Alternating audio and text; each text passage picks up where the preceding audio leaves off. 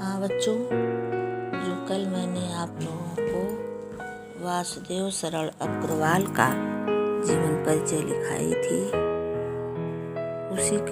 उसी पाठ का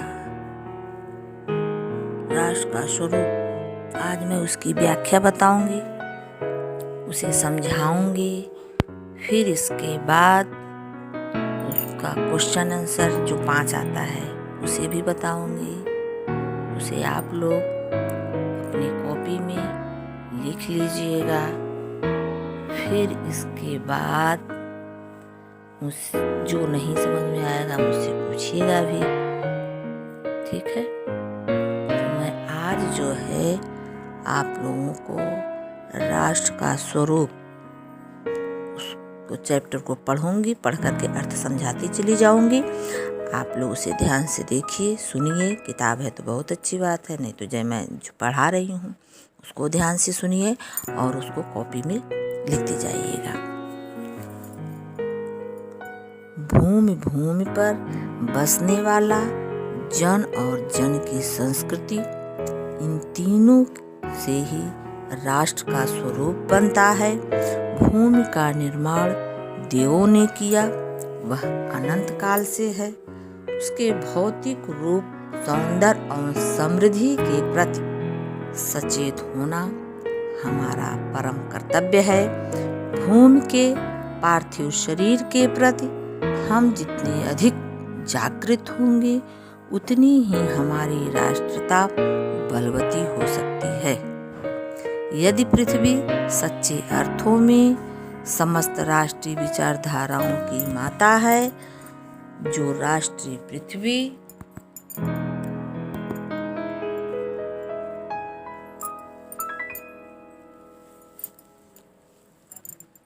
के साथ नहीं जुड़ी हुई वह बेकार होती है। राष्ट्रीयता की जड़ें पृथ्वी में जितनी गहरी होंगी उतना ही राष्ट्रीय भावों का अंकुर दिखाई देगा।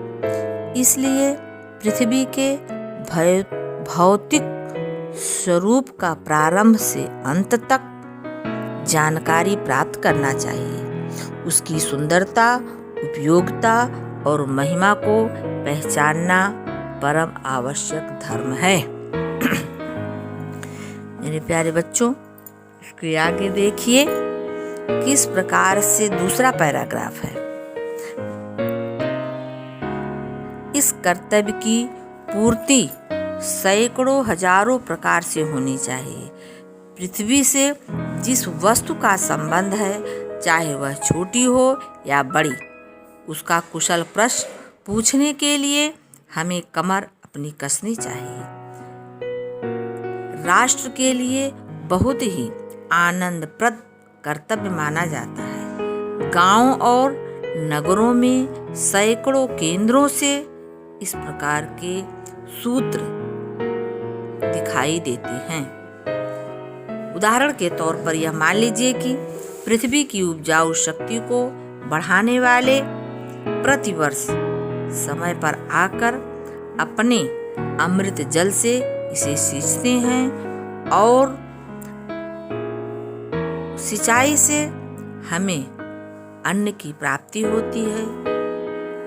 इस प्रकार जब चारों ओर से हमारे ज्ञान के कपाट खुलेंगे, तब सैकड़ों वर्षों से शून्य और अंधकार से भरे हुए जीवन के क्षेत्रों में नया उजाला दिखाई देगा। धरती माता की कोख में जो अमूल्य निधि छिपी हुई है, जिनके कारण वह वसुंधरा कहलाती है, उससे कौन परिचित न होगा या नहीं होना चाहेगा। लाखों करोड़ों वर्षों से अनेक प्रकार की धातुओं को पृथ्वी के गर्भ में पोषण मिला है। दिन रात बहने वाली नदियों ने पहाड़ों को पीस पीस कर अनेकों प्रकार की मिट्टियों से पृथ्वी की शरीर को सजाया है। हमारे भावी आर्थिक उन्नति के लिए उनकी जांच पड़ताल करना परम आवश्यक है। पृथ्वी की गोद में जन्म लेने वाले जड़ पत्थर कुशल शिल्पकारों के सवारे जाने पर अत्यंत सौंदर्य का प्रतीक माना जाता है।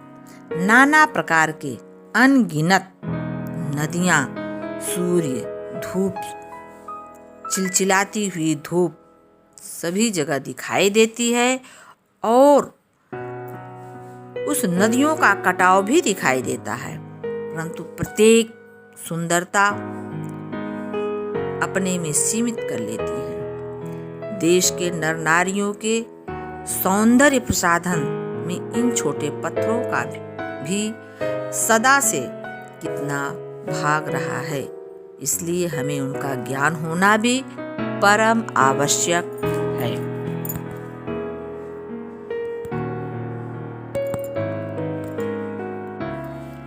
हाँ तो बच्चों, मैं अभी जो पढ़ाई आप लोगों को कुछ समझ में आया होगा, मैं किस प्रकार से व्याख्या कर रही हूँ, आप लोग उसे ध्यान से सुनिए।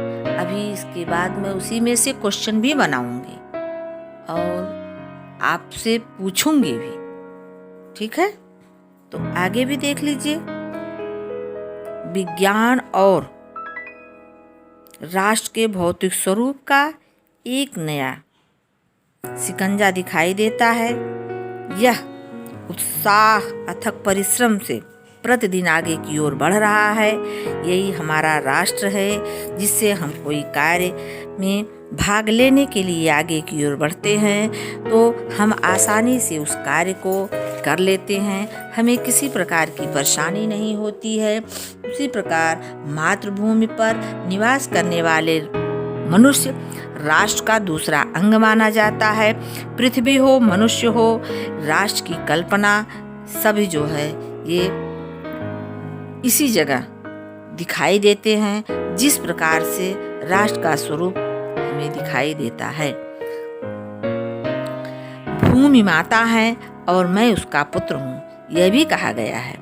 सत्य भी है कि जिस प्रकार से यह भाव सशक्त रूप से जागता है, राष्ट्र का निर्माण होता है, वायुमंडल में सभी दिखाई देते हैं, ठीक उसी प्रकार से मनुष्य पृथ्वी के साथ अपने सच्चे संबंध को प्राप्त करते हैं। जहाँ यह भाव नहीं है, वहाँ जन और भूमि का संबंध भी बेकार बना हुआ है। कहने के लिए है, यह प्रणाम भाव ही भूमि और जन का दृढ़ बंधन है। इसी दृढ़ भित्ति का राष्ट्र का भवन तैयार किया गया है। इसी दृढ़ चट्टान पर राष्ट्र का चिरजीवन आश्रित रहता है।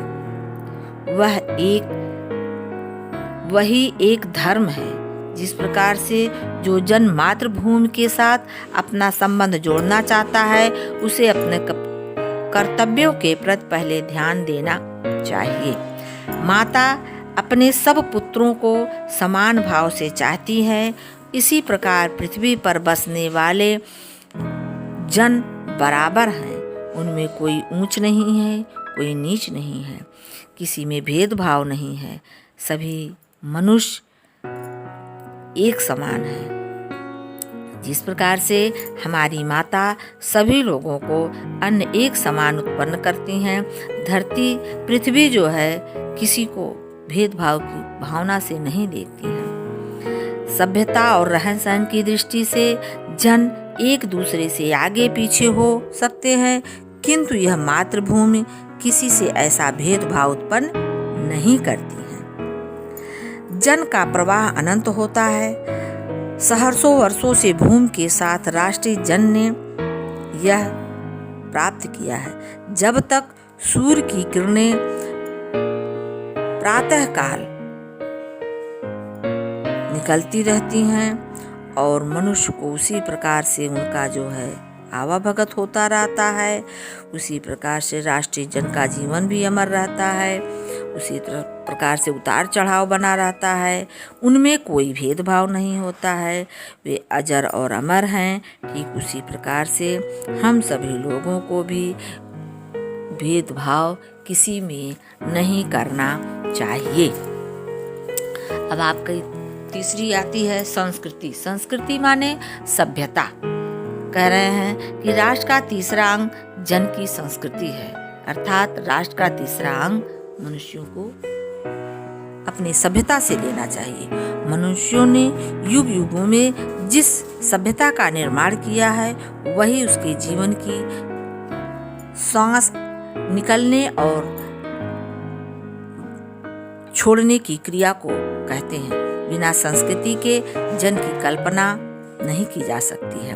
यदि भूमि और जन अपनी संस्कृति से अलग कर दिए जाएं तो व्यक्ति का जीवन यापन नहीं हो सकता है। भूमि पर बसने वाले जन से ज्ञान के क्षेत्र में जो सोचा जाता है और कर्म के क्षेत्र में जो रचा जाता है, दोनों के रूप में हमें राष्ट्रीय संस्कृति के दर्शन मिलते हैं। इस दृष्टि से प्रत्येक जन की अपनी अपनी भावना के अनुसार अलग अलग सभ्यता राष्ट्र में विकसित होती है, परंतु उन सब का मूल आधार पारंपरिक प्रेम और प्रेमों पर निर्भर होता है। जंगल में जिस प्रकार अनेक लता वृक्ष और वनस्पतियां अपने भाव से एक दूसरे के विरोधी न होकर के प्रेम का व्यवहार करते हैं, ठीक उसी प्रकार से मनुष्यों को भी सबके साथ एक समान व्यवहार करना चाहिए। साहित्य, कला, नृत्य, गीत, आमोद प्रमोद अनेक रूपों में राष्ट्रीय जन अपने अपने मानसिक भावों को प्रकट करते हैं। आत्मा का जो विश्वव्यापी आनंद भाव है वह इन विविध रूपों में साकार होता है। पूर्वजों ने चरित्र और धर्म विज्ञान, साहित्य, कला को कुछ इसी प्रकार से समझाया है और यही जो है हमारी राष्ट्र का निर्माण का भी स्वरूप बनता है। भूत वर्तमान को जकड़ कर नहीं रखना चाहता, वरन अपने वरदान से पुष्टि करके उसे आगे बढ़ाना चाहता है। इसलिए हम उस राष्ट्र का भी स्वागत करते हैं। धन्यवाद बच्चों।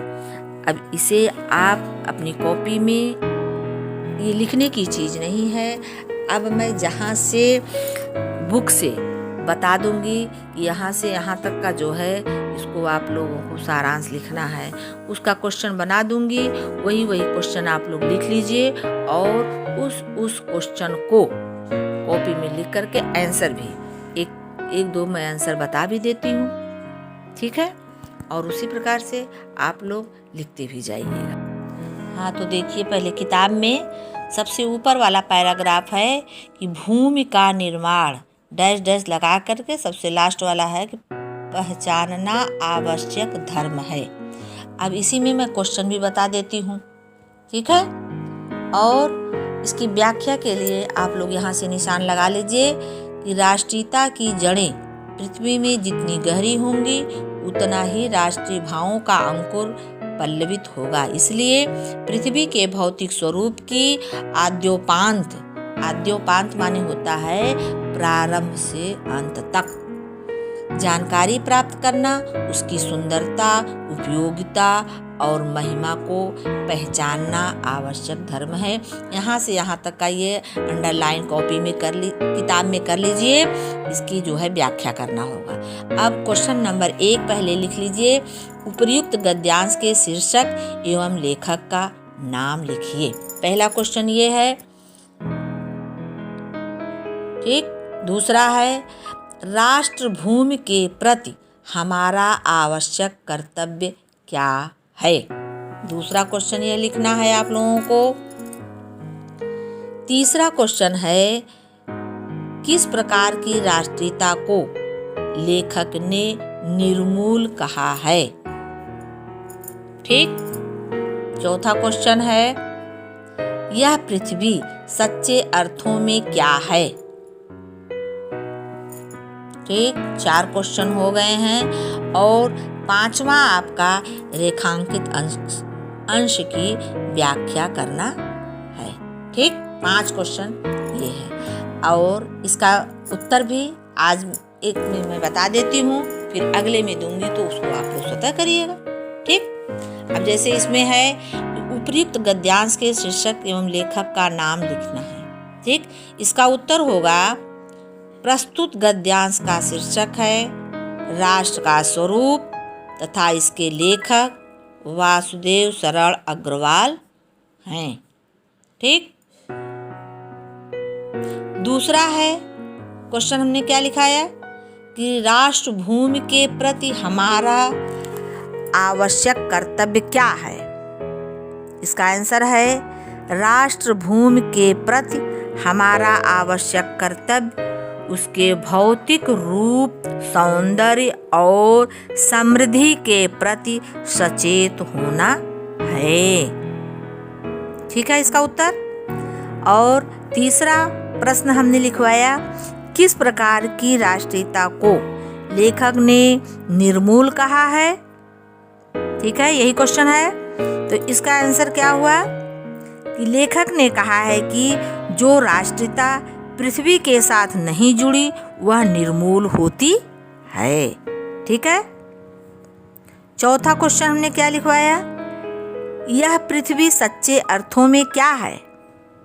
ठीक है, इसका उत्तर है यह पृथ्वी सच्चे अर्थों में समस्त राष्ट्रीय विचारधाराओं की जननी है। ठीक है। पांचवा हमने रेखांकित अंश की व्याख्या करने के लिए कहा है। अब जैसे ये इसका किताब में देख रहे हैं ना कि राष्ट्रीयता की जड़ें पृथ्वी में जितनी गहरी होंगी उतना ही राष्ट्रीय भावों का अंकुर पलवित होगा। तो इसकी व्याख्या है कि राष्ट्रीयता की जड़ें पृथ्वी में जितनी अधिक गहरी होंगी उतना ही राष्ट्रीय भावों का अंकुर पुष्पित एवं पल्लवित होगा। इसलिए प्रारंभ से अंत तक पृथ्वी के भौतिक स्वरूप की जानकारी रखना तथा उसके रूप, सौंदर्य, उपयोगिता एवं महिमा को पहचानना प्रत्येक मनुष्य का न केवल कर्तव्य है बल्कि उसका धर्म भी है। ठीक है, समझ में आ रहा है बच्चों ना। हाँ, तो अगला पैराग्राफ है कि जंगल में जिस प्रकार डैश डैश लगा करके यहाँ तक लिखिए राष्ट्र का सुखदायी रूप है। ठीक है, अब इसमें क्वेश्चन लिखिए। पहला क्वेश्चन है, जंगल और राष्ट्रीय जन में क्या समानता है। ठीक है। दूसरा क्वेश्चन है, विभिन्न संस्कृतियों के मिलन की तुलना किससे की गई है। तीसरा क्वेश्चन है, अदम्य और अविरोधी का शब्दार्थ बताइए। ठीक। चौथा क्वेश्चन है, रेखांकित अंश की व्याख्या कीजिए। और पांचवा क्वेश्चन है, उपर्युक्त पाठ का शीर्षक एवं लेखक का नाम लिखिए।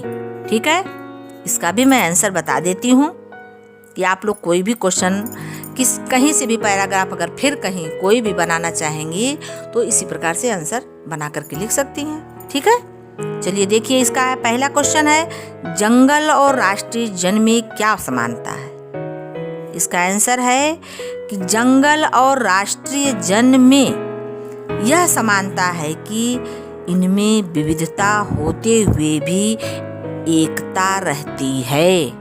ठीक है। दूसरा क्वेश्चन है कि विभिन्न संस्कृतियों के मिलन की तुलना किससे की गई है। ठीक है, अब इसी में से देखिए इसका आंसर मिलेगा। इसका है, विभिन्न संस्कृतियों के मिलन की तुलना जंगल एवं समुद्र से की गई है। तीसरा है, अदम्य और अविरोधी का शब्दार्थ बताइए। अदम्य का क्या अर्थ है? प्रबल या प्रचंड। अदम्य का अर्थ है प्रबल या प्रचंड।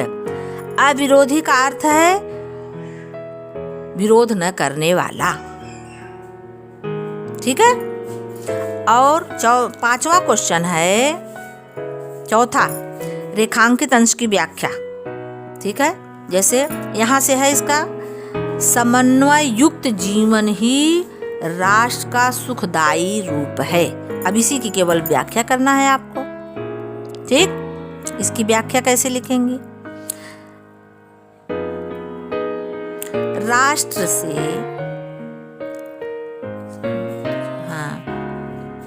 राष्ट्र के अस्तित्व के लिए भाषा, धर्म, जाति, संप्रदाय आदि पर भेदभावों को भूलकर पारस्परिक प्रेम का परिचय देना चाहिए। इस प्रकार की समन्वयात्मक भावना के परिणाम स्वरूप ही किसी राष्ट्र के नागरिक सुखद जीवन व्यतीत करने में सफल हो सकते हैं। ठीक।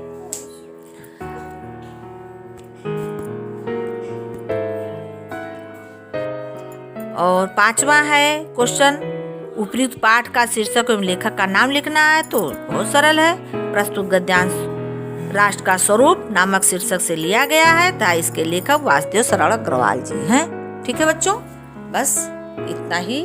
अब आप लोग इसको करिएगा, जैसा होगा मुझे बताइएगा। धन्यवाद प्यारे प्यारे बच्चों। अब ये चैप्टर पूरा हो गया है, अब फिर अगले दिन अगला चैप्टर। ठीक है।